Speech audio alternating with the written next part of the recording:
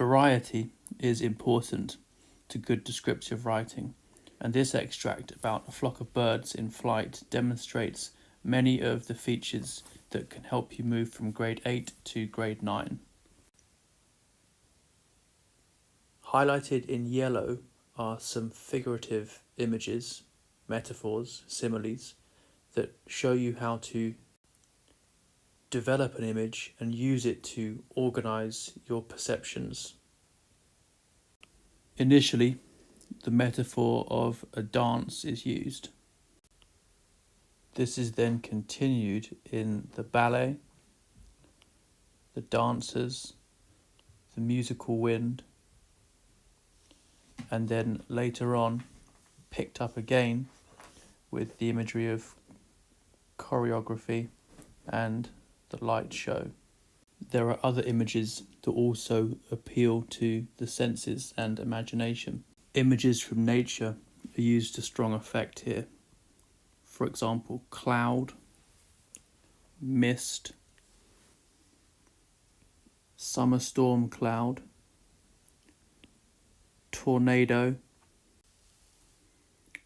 and flowering of fireworks. Imagery works, as Aristotle said, by expressing the unfamiliar in terms of the familiar. So images from nature are used here to convey the beauty and mystery of the rapidly changing flock of birds. The writer is also careful to paint pictures for the reader's senses, not just with the figurative language, so metaphors and similes in yellow, but also with verb choices in general. You can see these highlighted in red. The first one, storms, is particularly effective because it captures the sense of overwhelming power that the flock has. It's also the idea of surprise. The writer's imagination is almost caught off guard. Just as the sense of dance was continued in the figurative imagery, the verbs in red now continue this sense of exciting and beautiful movement. Grows, thins, draws back, spirals, becomes, bank, becomes. Working together, they create a sense of both change and continuity. It's what the Mark scheme calls a complex, varied picture.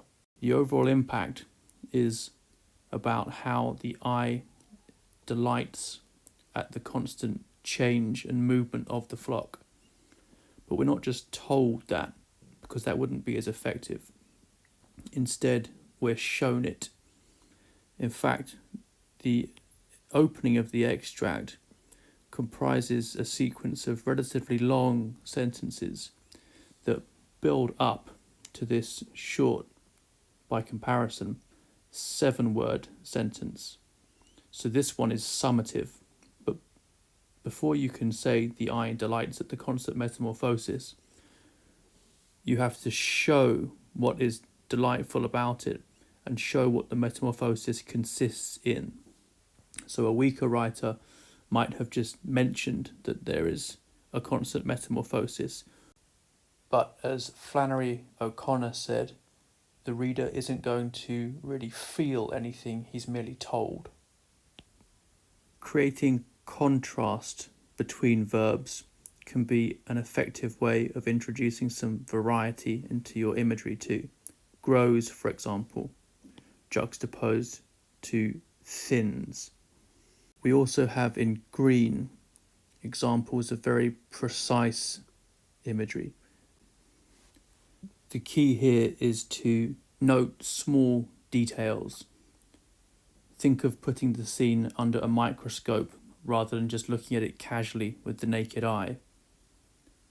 Mercurial is a good example, showing how fast moving and slippery they are. Stroboscopic and ever-changing also capture something of the flux of the flock. Again, as with grows and thins, we can see through the contrast of white and dark again, and silver, the use of colours to create variety in the picture. Moving beyond imagery to look at sentence structure and length, in blue we've got a few of the grammatical variations. A common weakness in descriptive writing is to have too many sentences starting in the same way. The and a are quite common in third person writing, and I is very common with first person.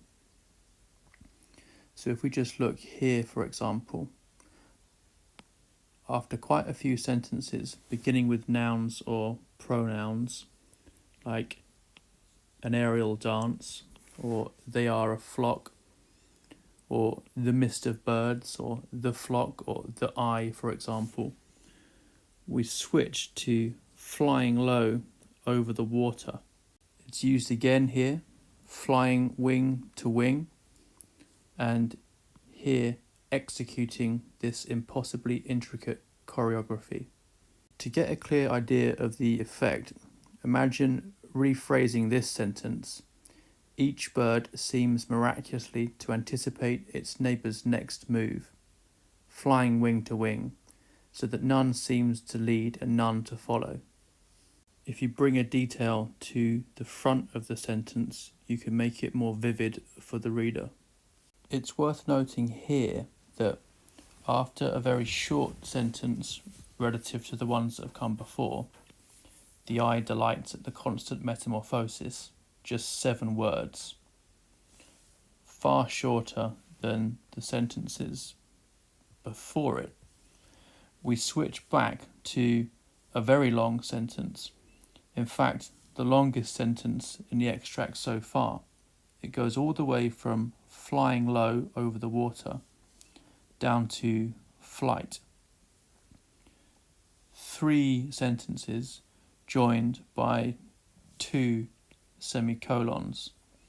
So the sense of growing and thinning, of elasticity and then drawing back that the writer notes in the flock of birds is also in a way embodied in the style of the sentences, which also seem elastic but then contract.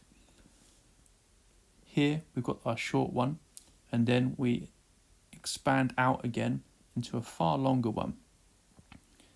It's a simple technique.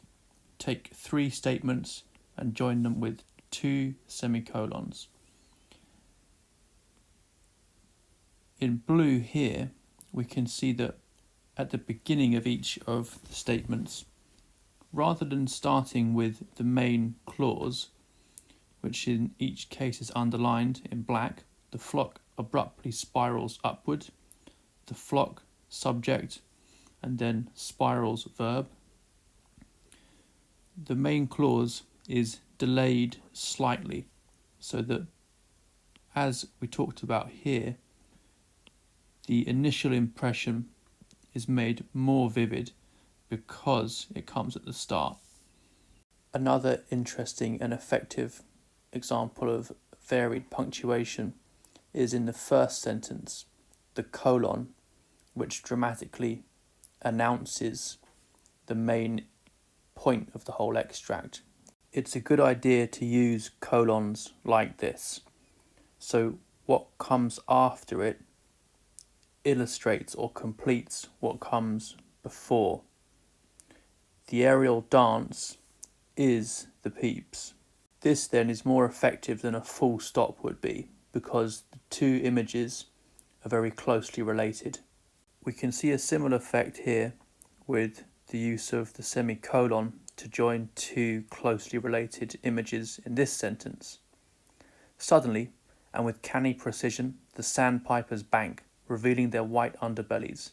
Instantly, the dark cloud becomes a silver cloud. The sudden banking is what causes the dark cloud becoming a silver cloud. So this is more effective than a full stop would be. Finally, we can also see the use of dashes here to create what's called isolation of this phrase. and with canny precision. These work a little bit like commas would, except they're more powerful. If you use it too often, it loses impact, but at least once, generally, it's a good idea to include this in a piece of description. You can even put just one word in between the dashes if you really want to highlight it. To sum up then, we've got intense metaphors and similes, often working together to develop a dramatic image, highlighted in yellow. We've got vivid sensory verb choices, again often working together, highlighted in red. And we have in blue some grammatical constructions that can vary otherwise monotonous sentence openings and emphasize particular details by changing their position in the sentence.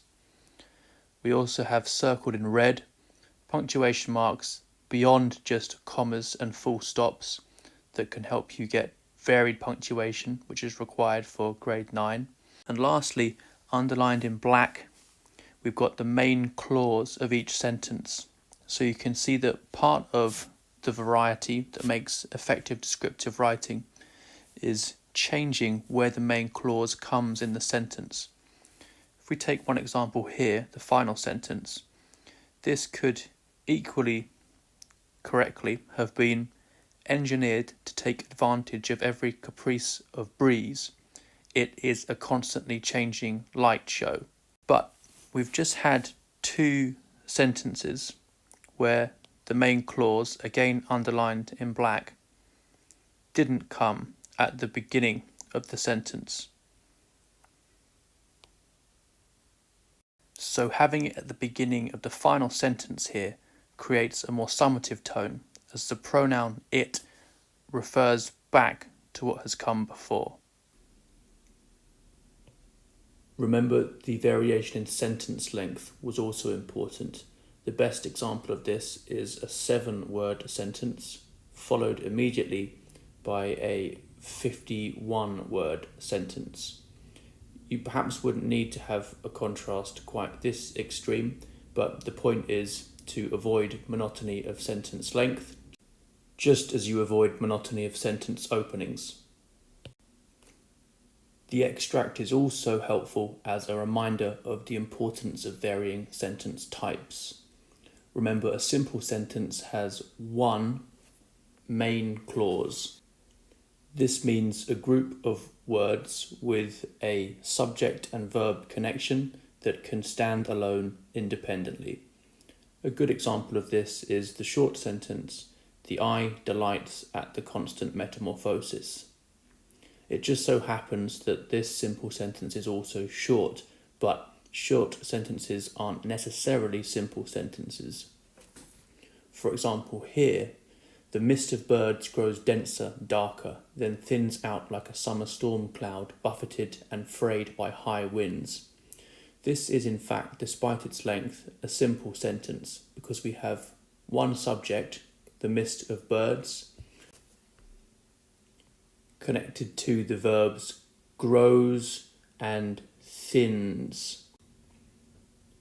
It's a good idea to accumulate verbs like this because they are the main building block of descriptive detail, and I would recommend having a simple sentence where you give one subject at least 4 verbs in this manner.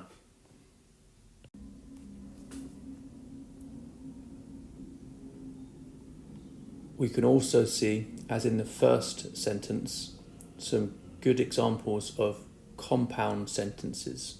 These are when we have 2 simple sentences joined together with a coordinating conjunction like and or but, for example, or in this case, a colon.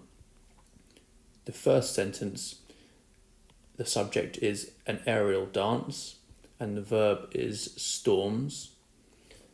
In the second sentence, the subject is the peeps and then the verb phrases have returned. The colon joins the 2 together. If you were to put a comma here, that would be incorrect because it would be comma splicing. Commas cannot join two independent clauses together.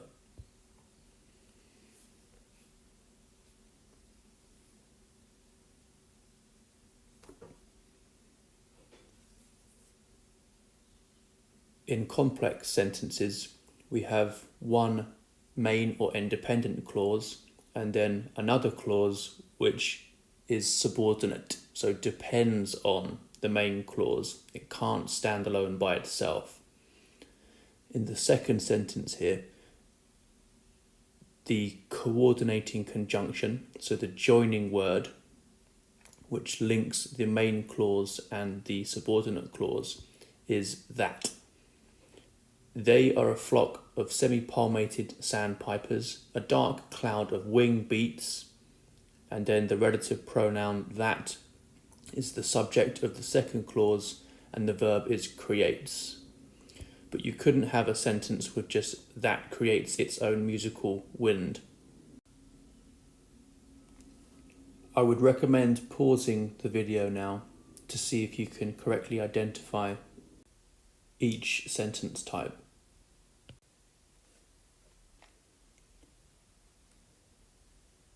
The first is compound because we have two simple sentences joined by a colon.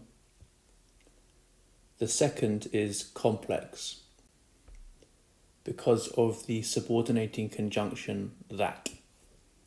The third is compound because of the coordinating conjunction and. Joining the two main clauses, their speed is startling and the swift beating of their wings produces. The fourth is simple because despite the fact that we have two verbs, there's only one subject. The fifth is complex because of the two subordinating conjunctions, that and that again. The sixth is simple because we have just one independent clause with no conjunctions. The seventh is compound because we have three independent clauses joined by two semicolons. This type of compound sentence is a triad. The eighth is complex because of the subordinating conjunction that. The ninth is simple because despite its length, there is just one main clause. The 10th is compound because of the semicolon which joins the two independent clauses. The sandpiper's bank is the first clause and the dark cloud becomes is the second. The 11th is simple with just one main clause. And the 12th is also simple. Interestingly then, throughout the whole extract, we never get two of the same sentence types in a row, except for right at the end with the two simple sentences in succession. You should aim at showing off a similar range in your own writing. I would recommend having a bank of images that you can draw on for various tasks, and a flock of birds is a good one whether you are asked to write about a scene set in the country or in the city. It can be quite difficult to remember everything you have to demonstrate in this test, so I've put together a mnemonic to help you. This will help you avoid some of the most common pitfalls and also keep you on the right track for including what you need to get full marks. Remember that you can't ever really have too much detail. Don't include an object or image without saying at least a few things about it. The smaller details you include, the better generally, because they add to the precision and realism of the scene that you're describing. Your scene needs to have a number of well-developed images and to have some variety. So aiming at about 8 is a good rule of thumb. I would recommend giving each image its own paragraph because this forces you to develop it for at least a few lines. All 5 senses should be included. Weaker writers often only mention vision. You might like to vary the 5 senses realistically so that perhaps you see something first, then as you get closer, you might be able to smell or touch it, for example. But don't do this too mechanically. There shouldn't be one paragraph just about sight and another just about smell or touch. All commas will need to be checked. Accuracy is very important, and errors of sentence separation show that you don't understand what a sentence is. If you do spot a comma joining 2 independent clauses, then the quickest way to fix it is to turn it into a semicolon. This also gets you extra marks for showing off a wider variety of punctuation marks. We just reviewed the different sentence types in the extract about the birds. Make sure you show off a similar range, avoiding having 2 of the same sentence type next to each other. Also vary your lengths. The dance and ballet metaphor from the birds was a good example of this. Remember to develop and extend a metaphor over a few sentences. Including more than just full stops and commas is a good idea to emphasize particular details. Semicolons, colons, and dashes are all useful.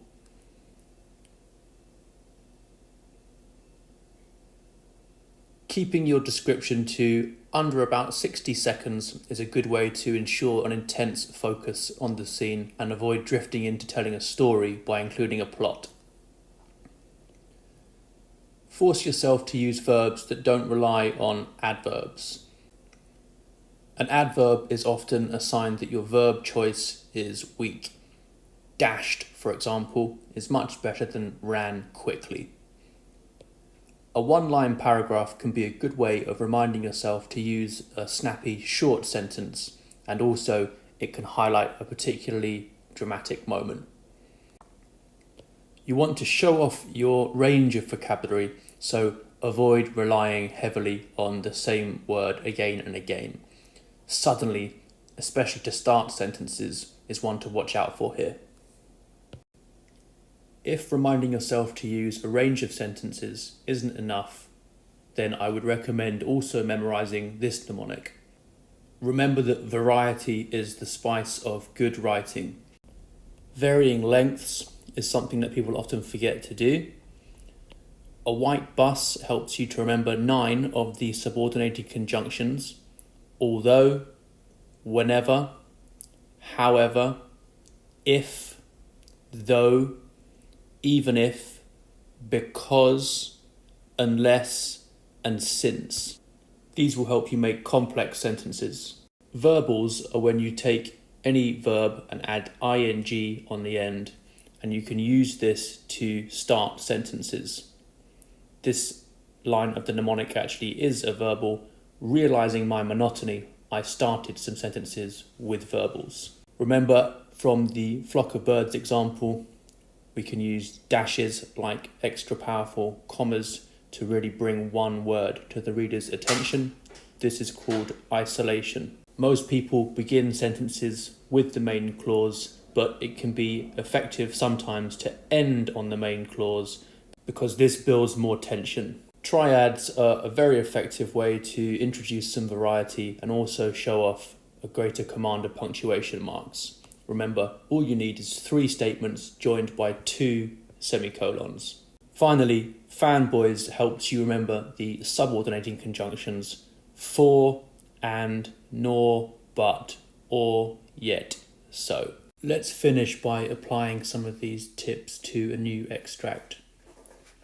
This is by Ernest Hemingway, who is famous for his very minimalistic, simple, bare style. This is a description of the execution of some cabinet ministers during a war. It's very sparse, and this gives it a powerful effect of understatement. So I think it's actually extremely well written, but if it were subjected to the mark scheme, then it would be lacking a few features. If we look at Hemingway's sentence types, for example, we can see that the first is simple, just one main clause.